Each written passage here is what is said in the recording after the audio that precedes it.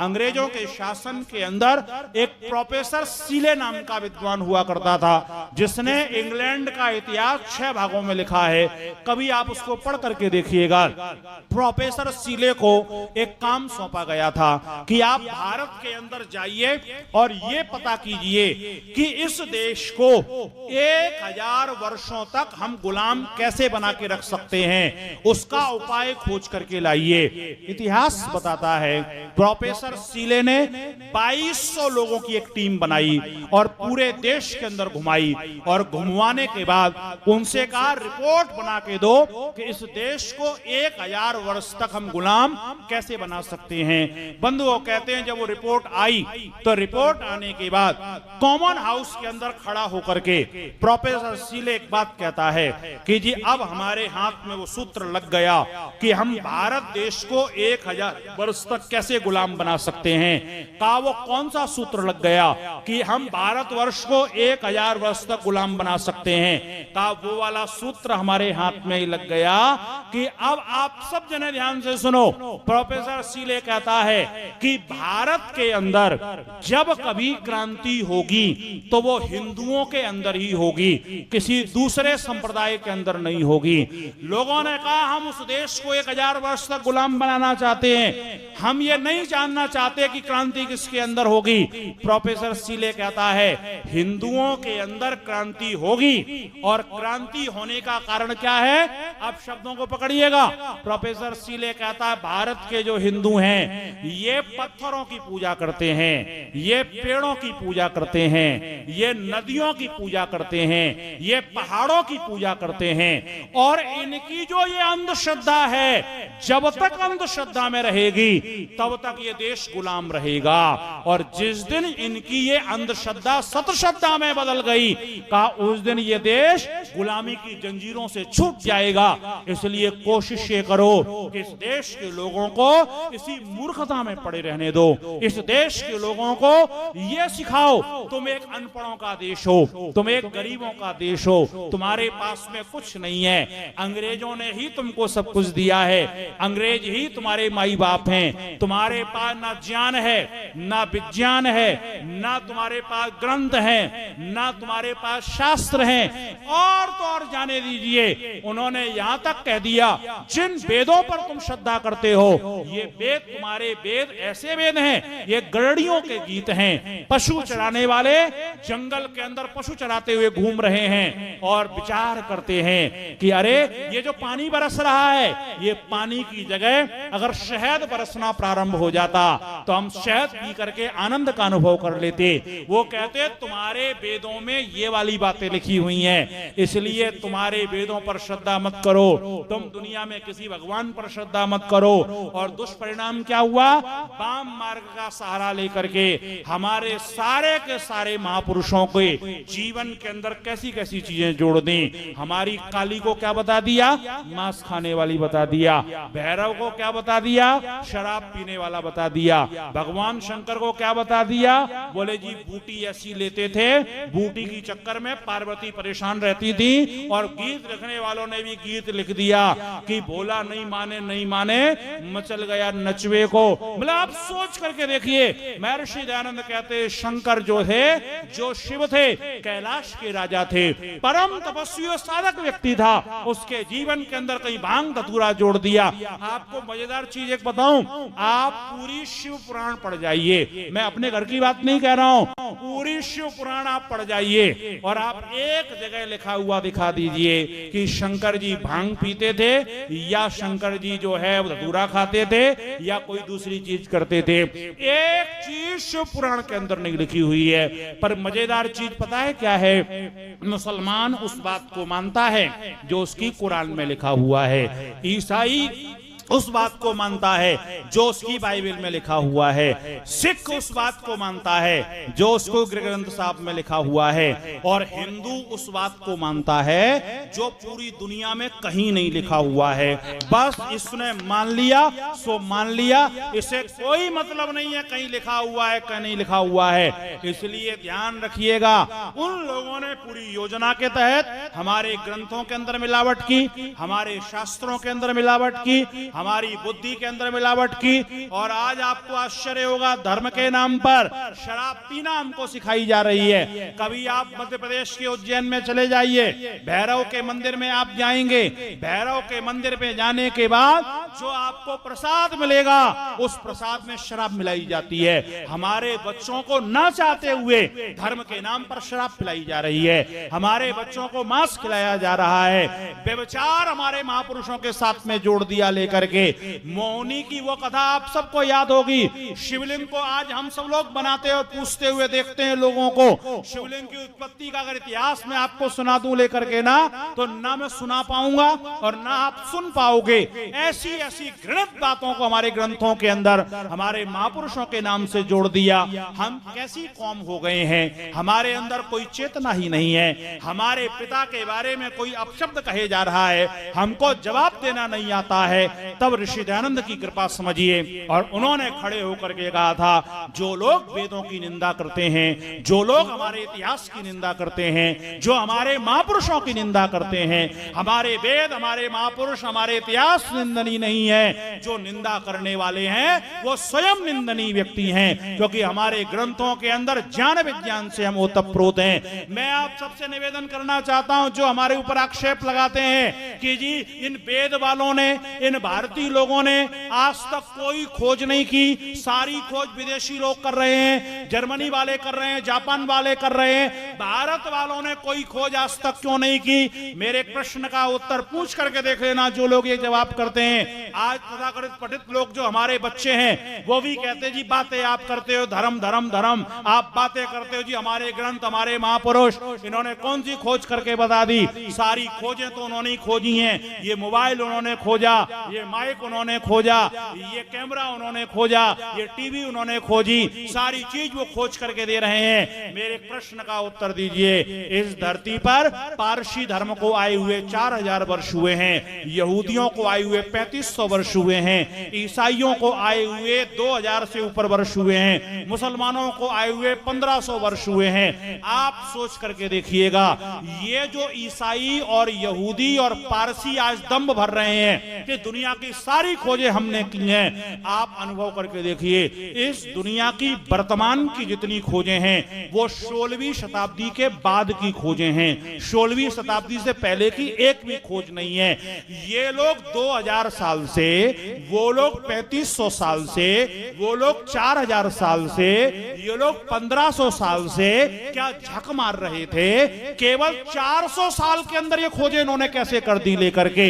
आपको आश्चर्य होगा, ये यूरोप जब भारत में आना प्रारंभ हुआ उसके बाद की ही इनकी सारी खोजें हैं। और आप देखेंगे, चाहे हमारा तक्षशिला विश्वविद्यालय हो, चाहे नालंदा विश्वविद्यालय हो, चाहे विक्रमशिला विश्वविद्यालय हो, जितने हमारे पुस्तकालय थे, मुसलमानों ने तो उनको जलाने का काम किया। और ईसाइयों की एक विशेषता थी, यहां से ग्रंथ वो सारे के सारे उठा करके ले गए।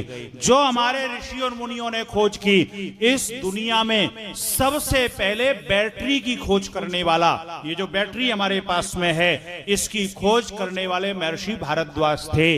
इस दुनिया में सबसे पहले कृत्रिम बर्फ को बनाने की सामर्थ्य अगर किसी के अंदर थी तो हर्षवर्धन ने उसको सबसे पहले बनाया था। उसकी बेटी को जब बुखार आया और वैद्यों ने कहा कि बर्फ से सिकाई करनी पड़ेगी, बोले बर्फ वहां से मंगाएंगे कश्मीर से तो लाते लाते पिघल जाएगी यहां तक। उसने कहा मैं बनाता हूं कृत्रिम बर्फ, सबसे पहले बनाने का काम उसने किया। पर एक बात आप सोच करके देखिएगा, आवश्यकता के आधार पर आविष्कार हुआ करता है। हमारे यहाँ एक ये चीज है कि हमारा पिछला जन्म भी था, ये जन्म भी है और आगे जन्म भी होगा। चाहे आप पारसी को देखें, यहूदी को देखें, मुसलमान को देखें, ईसाई को देखें, इनके यहाँ पुनर्जन्म नहीं होता है, इनके यहाँ एक ही जन्म होता है, यही वाला। तो इनके यहाँ क्या एक ही जन्म है, इसलिए धरती का ज्यादा से ज्यादा उपभोग कर लो। हमने सबसे पहले व्हील, ये जो चक्का है, ये भारत ने सबसे पहले खोजा, हमने खोज करके बैलगाड़ी में लगाया। अब उनको बहुत जल्दी है तो उन्होंने क्या किया, उस चक्के को एरोप्लेन में लेकर के लगा दिया। ये एरोप्लेन की विद्या। आज आप जब एरोप्लेन में बैठेंगे तो सबसे बड़ा एरोप्लेन जो होता है वो 3 तल का होता है। उसकी वो प्रशंसा करती आकर के एक महिला, हमारे प्लेन की ये विशेषता है। लेकिन जिस प्लेन का वर्णन विमान शास्त्र के अंदर किया गया है, उसके अंदर 7 से 9 तलों तक का वो विमान बताया गया। और पुष्पक विमान के बारे में आप सब ने सुना होगा। आज प्लेन अगर चलता है तो केवल एक प्रकार के ईंधन से चलता है। दसियों प्रकार के ईंधन का वर्णन हमारे यहां आया हुआ है उस प्लेन के निर्माण के लिए। आप अनुभव करके देखिएगा। आपको एक छोटा सा उदाहरण देता हूं कि आपके घर के अंदर आपको चटनी अगर बनानी होती है, आपको अगर मुगोड़े बनाना होते हैं, तो दाल पीसने के लिए आप क्या उपयोग में लेकर के आती हैं? तो माता कहेंगे मिक्सी हम लेकर के आते हैं। मिक्सी में हम चटनी पीस लेते हैं, मिक्सी में हम दाल पीस लेते हैं। ये मिक्सी का आविष्कार किसने किया? ये मिक्सी का आविष्कार अंग्रेजों ने किया। अब आप सोच करके देखिएगा, जब हमारे घरों में मिक्सी नहीं थी तो क्या हम चटनी नहीं खाते थे? उत्तर दे दीजिए। खाते थे। क्या हम मुगोड़े नहीं खाते थे? खाते थे। क्या हमारे यहाँ मसाले नहीं पीसे जाते थे? पीसे जाते थे। हमारे यहाँ काय में पीसे जाते थे, हमारे यहाँ सिलबट्टे में पीसे जाते थे। उन्होंने मिक्सी की खोज करी, हमने किसकी खोज करी? हमने सिलबट्टे की खोज करी। अब दोनों खोजों में अंतर देख लीजिए। मिक्सी में आप कोई चीज पीसेंगे तो चूंकि वहां स्पीड कंट्रोल में नहीं है, और स्पीड कंट्रोल में ना होने के कारण से क्या होता है, उस पदार्थ के जितने आवश्यक तत्व हैं वो सारे आवश्यक तत्व जल के नष्ट हो जाते हैं। इसलिए कई वृद्धों को आपने देखा होगा अपनी बहुओं से शिकायत करते हैं कि बेटा जैसे पहले चटनी का स्वाद आता था, आज वैसा चटनी का स्वाद नहीं आता है। क्योंकि सिलबट्टे में जब चटनी पीसी जाएगी वहां स्पीड कंट्रोल में होगी। मिक्सी में पीसी गई चटनी का हमारे यहां बनाने वाले का कोई योगदान उसके अंदर नहीं है। लेकिन जब सिलबट्टे में चटनी पीसी जाती है तो केवल चटनी नहीं होती है, उसमें मेरी मां के परिश्रम और प्रेम भी डला हुआ होता है। मेरी पत्नी जब उसमें पीसती है उसका भी स्नेह उसके अंदर डला होता है। मेरी बेटी ने अगर वो चटनी पीसी है उसका वात्सल्य भी उसके अंदर डला हुआ है। मेरी बहन ने अगर वो चटनी पीसी है उसका सौहार्द उसके अंदर डला हुआ है। ऐसा नहीं है हम खोजें नहीं करते थे, हमारी खोजें भी थीं, लेकिन उन खोजों के अंदर अंतर क्या था? वो सबके कल्याण के लिए होती थीं। आज आप सोच करके देखिए, परमाणु बम की खोज की गई, परमाणु बम की, केवल 2 आदमियों का दिमाग खराब हो जाए, केवल 2, बस तीसरे की जरूरत नहीं है। एक रूस के राष्ट्रपति का दिमाग खराब हो जाए और एक अमेरिका के राष्ट्रपति का दिमाग खराब हो जाए।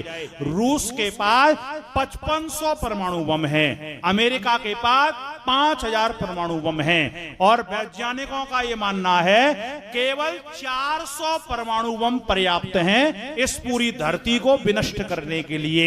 अब आप सोच के देखिएगा, अगर केवल 2 देशों के परमाणु बम मिला दिए जाएं तो लगभग 9500 हैं। 400 में एक बार धरती नष्ट हो सकती है। तो इस धरती को नष्ट करने के कितने सारे उपाय हमने खोज करके रखे हैं। परमाणु बम के आविष्कार से आज तक किसी का कोई भला हुआ क्या? कोई भला नहीं हुआ।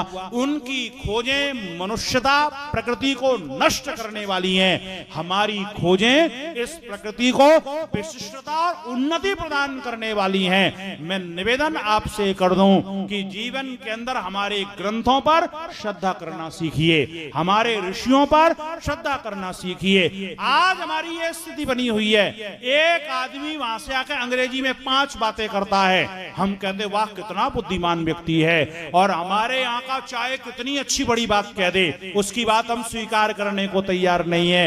एक नोबेल पुरस्कार विजेता कोई बात कह दे, हम बड़े गर्व के साथ में उसको डिकोड करते हैं। लेकिन हमारे ऋषि और मुनियों ने जो इतनी बड़ी बड़ी बातें करी, उनके लिए हमारे अंदर कोई आदर की स्थिति नहीं है। आप अगर अंधविश्वास से बचना चाहते हैं तो उसका एकमात्र उपाय है, अपने वेदों पर श्रद्धा कीजिए, अपने ऋषियों ऋषियों पर श्रद्धा कीजिए, अपने ग्रंथों पर श्रद्धा कीजिए, अपने ऋषियों की बुद्धि पर श्रद्धा कीजिए, और कोई भी आपको बताए आंख बंद करके उसकी बात को स्वीकार नहीं करना है। ये तो सतवचन महाराज हमने कहना प्रारंभ किया है ना, इस पर जरा सोचो।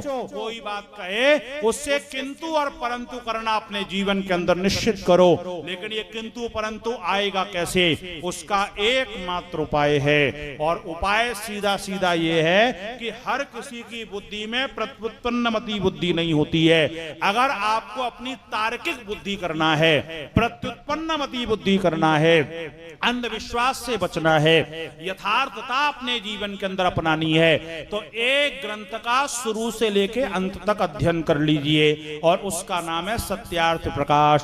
अगर सत्यार्थ प्रकाश आपने पढ़ लिया तो आपका प्रारंभ में उत्तर ये होगा, जी सारी बात उसकी समझ में नहीं आती है, हमको समझ में कम आता है। निवेदन आपसे कर दूं, पहली बार जब स्कूल में गए थे तो 2 और 2 4 होते हैं, ये भी हमको समझ में नहीं आया था। ABCDEFGHIJK इसको याद करने में मास्टर के 15 दिन तक डंडे खाए थे, तब हमको याद हुआ था। तो सत्यार्थ प्रकाश पहली बार में समझ में आ जाएगा, इस बात की कोई गारंटी नहीं है। अरे जब आप अपना व्यापार करने के लिए गए थे, घर के अंदर खेत में बक्खल जोतने के लिए गए थे, तो पहली बार में तो खेत भी नहीं जोत पाए थे, पहली बार में तो व्यापार भी नहीं कर पाए थे। करते करते करते करते करते करते फिर करा ना। ऐसे ही सत्यार्थ प्रकाश पहली बार में ना समझ में आए, चिंता मत करना।